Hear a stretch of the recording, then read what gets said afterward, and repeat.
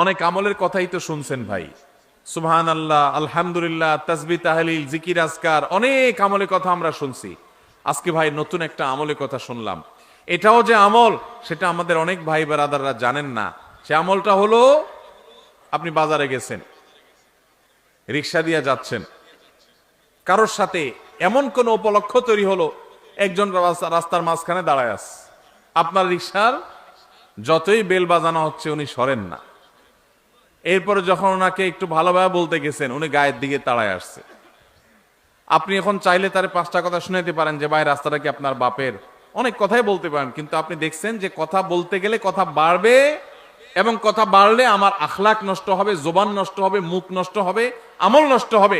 এই জন্য আমি নিজে সত্যের উপর আছি, সে অন্যায় করতেছে এটা জানার পরও আমি তার সাথে ঝগড়া না করে মুখটা আরেক দিকে ফিরে আসতে বের হয়ে চলে আসলাম।